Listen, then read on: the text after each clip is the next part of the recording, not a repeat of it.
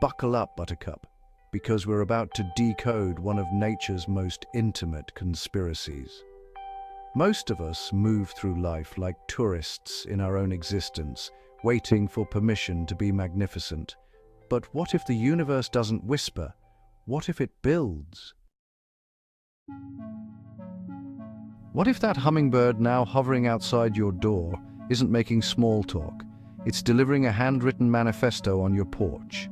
It's a living sigil, a feathered legal document addressed directly to you, saying, "The throne you've been searching for was always yours to architect." In the realm of personal spiritual sovereignty, the appearance of this iridescent messenger is not mere coincidence or Instagram poetry. It is an invitation, precise, deliberate, non-negotiable, to author a new chapter from a place of radical self-ownership. The rest is the grammar. The nest is how the universe spells freedom. The 5 frequencies of feathered authority. Hummingbirds run on the thermodynamics of delight. They can't survive without tasting the sweetest part of the flower. A nest is a commitment to stay, not just sip and leave. Spiritually, this says, stop hovering. Claim the nectar as your baseline, not a reward.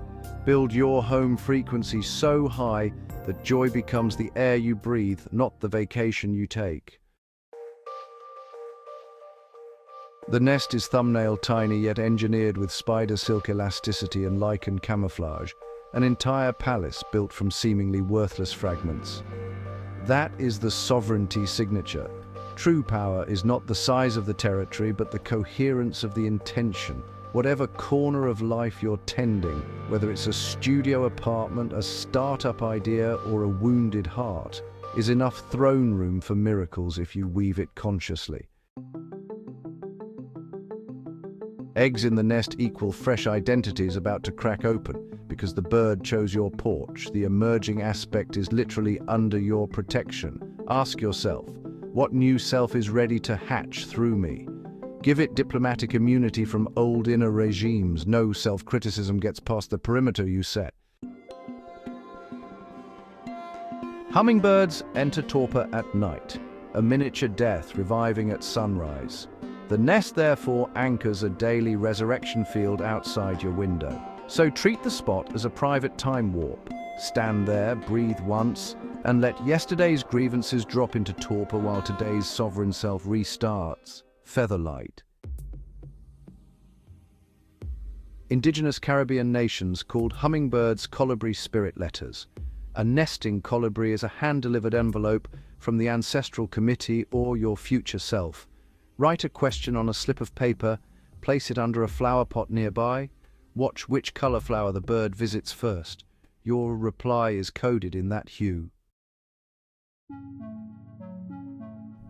To seal this agreement between you and the universe, and between your current self and your emerging sovereign self, practice this ritual. The throne offering. Tie a red or fuchsia silk ribbon to the nearest branch, a flag of your intention planted in witnessed space. The vow, speak aloud, I receive the right to flourish in my own micro-kingdom. What hatches here is mine to guard and to release.